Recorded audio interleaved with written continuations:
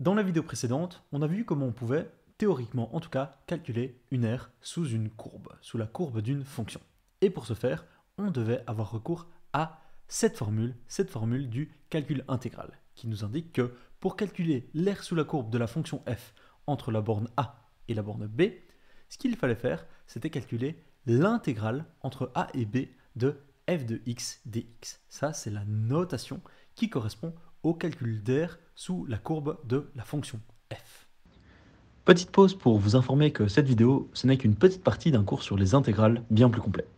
On y parle des notions de base des intégrales, de primitives, de calcul d'aire, on voit plein de formules et on y fait plein d'exercices. Si vous voulez accéder au cours complet, qui a un prix vraiment abordable, le lien est dans la description. Merci, on peut reprendre la vidéo.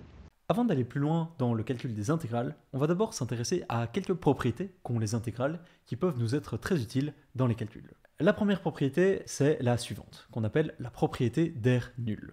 Lorsque l'on veut calculer l'aire sous la courbe d'une fonction f entre la borne a et la borne a, donc lorsque la borne de départ est la même que la borne d'arrivée, eh bien l'aire sous la courbe entre ces deux bornes qui sont confondues, eh bien c'est égal à 0.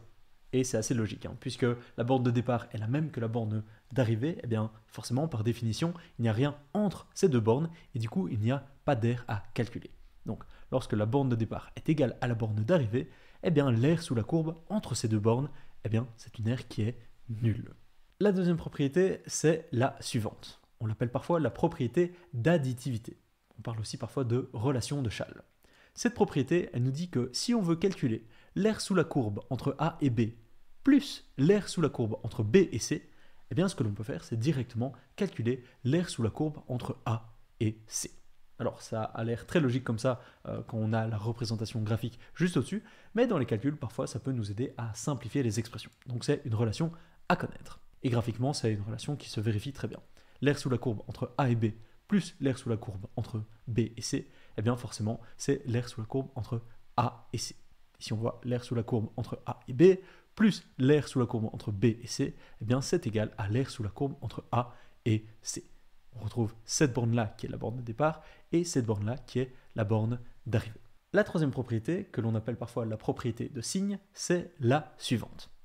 Cette propriété, elle nous dit que si on veut calculer l'intégrale d'une fonction entre deux bornes et que cette fonction entre ces deux bornes, elle est positive, eh bien le résultat que l'on va obtenir, ça sera un résultat positif. Donc ici, si l'on veut calculer l'aire sous la courbe de cette partie de la fonction, eh bien on va faire un calcul d'intégrale et au final, on va obtenir un résultat positif. A contrario, si on veut calculer l'intégrale d'une fonction qui est négative entre deux bornes, eh bien le résultat de ce calcul, ça sera un résultat négatif. Et quand on y réfléchit bien, c'est assez logique.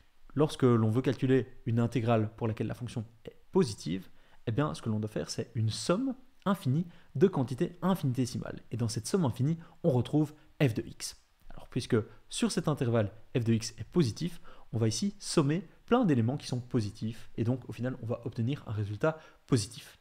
A contrario, si on s'intéresse maintenant au calcul intégral d'une fonction qui est négative entre deux bornes, ce que l'on va devoir faire, c'est ici encore une somme infinie de quantités infinitésimales dans laquelle on retrouve le f de x qui cette fois-ci sera négatif. Donc on va sommer tout plein d'éléments qui seront négatifs. Et si on somme plein d'éléments qui sont négatifs entre eux, forcément on obtiendra un résultat qui est négatif. Et enfin, la dernière propriété, que l'on appelle propriété d'ordre, c'est la suivante. Cette propriété, elle nous dit que si l'on considère deux fonctions, la fonction g de x ici en rouge et la fonction f de x ici en noir, et que la fonction g de x elle est plus grande que la fonction f de x en tout point entre deux bornes pour laquelle on veut calculer une intégrale, eh bien l'aire sous la courbe de g sera forcément plus grande que l'aire sous la courbe de f.